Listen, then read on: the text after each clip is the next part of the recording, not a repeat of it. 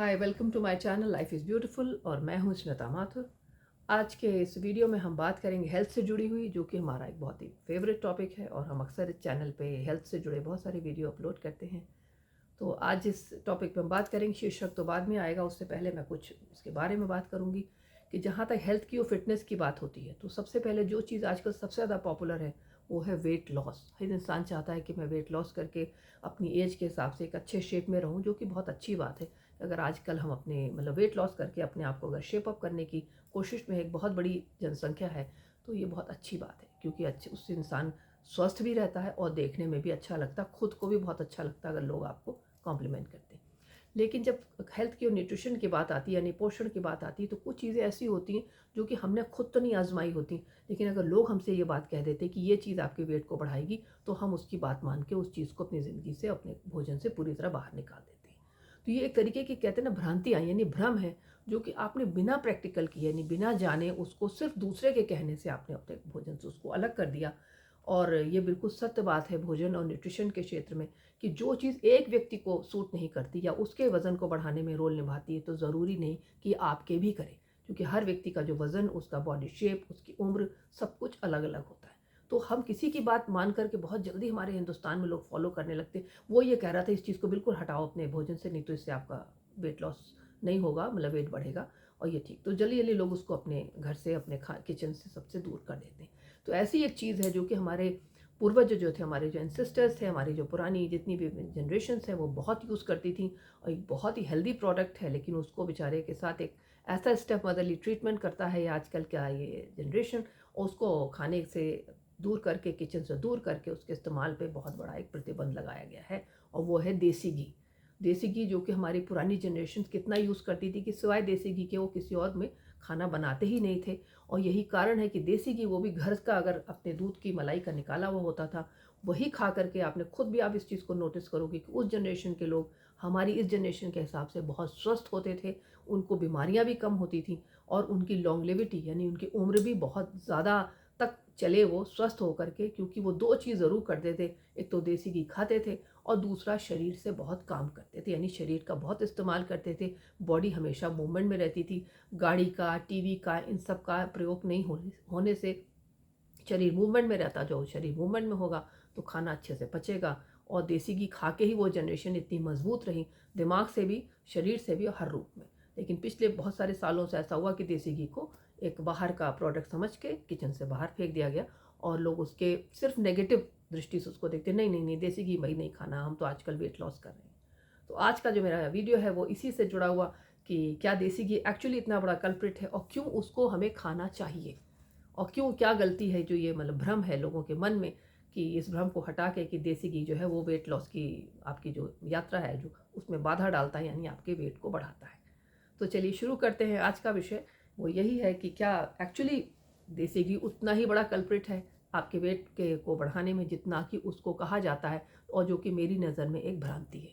तो एक्चुअली देसी घी खाना बहुत ही ज़रूरी है और देसी घी बहुत ही हेल्दी प्रोडक्ट होता है। उसको किसी भ्रम के चलते लोगों ने इसको ये कह के हटा दिया है कि वो वेट का बढ़ाता है, यानी कि अगर आपको शेप में रहना तो देसी घी को हटा दो।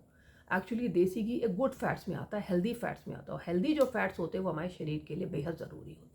अगर हम देसी घी को खाते हैं तो देसी घी से जितने शरीर पे अच्छे और पॉजिटिव प्रभाव होते हैं, जिसके बारे में अभी मैं बात करूँगी, सबसे बड़ी तो चीज़ है कि उसमें जो शॉर्ट चेन फैटी एसिड्स होते हैं यानी SCFA, वो बहुत जल्दी ही शरीर में जाके वो एसिमिलेट होता है, यानी शरीर में उसका जो डाइजेशन है वो बहुत ही ईजी होता है। वो हमारे नॉर्मल डाइजेशन को भी बहुत बेहतर करता है, और साथ ही जितने भी पोषण हम खाते हैं अपने खाने के द्वारा, उनके जो कहते हैं शरीर में अब्जॉर्प्शन होता है, यानी शरीर उनको अच्छे से ग्रहण करे, उस प्रोसेस में देसी घी एक बहुत ही पॉजिटिव रोल निभाता है।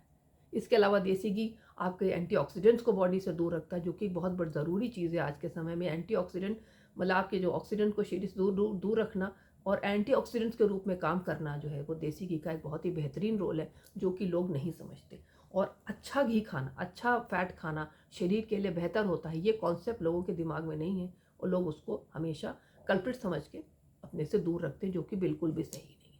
देसी घी हार्ट की हेल्थ के लिए भी बहुत अच्छा है, मात्रा पे डिपेंड करता है। हमारे एक पुराने समय में लोग पूरा खाना देसी घी में बनाते, तो आज हम एक दो चम्मच खाने में भी डरते हैं, जो कि बिल्कुल गलत है। तो अगर हम 1-2 चम्मच देसी घी रोज़ खाते हैं तो वो हमारे स्वास्थ्य के लिए बेहतरीन प्रभाव लेकर के आता है।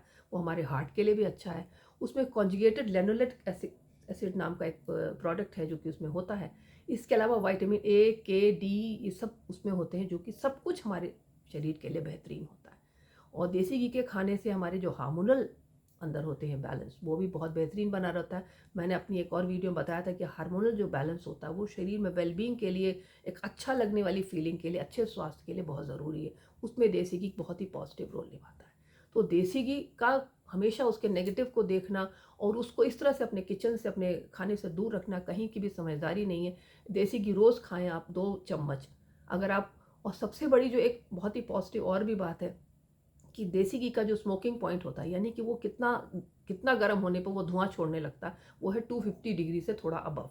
तो इतना गर्म अगर आपको नहीं करना है खाना, और उससे पहले अगर आप उसके गर्म करके उसको, जो कि 250 डिग्री बहुत ही हाई टेम्परेचर होता है, तो 250 डिग्री तक तो कोई खाना गर्म करके हम नहीं खाते। उससे नीचे के टेम्परेचर पे अगर आप उसको अपने डेली की सब्जियों में और दाल में प्रयोग करते हैं तो ये बेहद ही हेल्दी प्रोडक्ट है।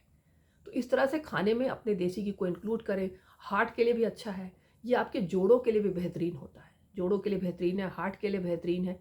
उसके साथ आपकी जो कहते हैं आपके स्किन है, स्किन के लिए बेहतरीन है। डाइजेशन, मैंने आपको पहले ही बताया कि डाइजेशन के लिए इसका एक बहुत बड़ा पॉजिटिव रोल है। बहुत सारे वाइटामिन्स होते हैं और ये बहुत जल्दी शरीर में जब अंदर जाता है तो उसका जो एसिमिलेशन होता है, यानी कि उसका जो पाचन होता है, शरीर में घुलना होता है, वो भी बहुत ही अच्छे से होता है और शरीर उसको अच्छे से अब्जॉर्ब करता है। उसके सारी जितने भी पौष्टिक तत्व हैं वो शरीर बहुत जल्दी ग्रहण करता है।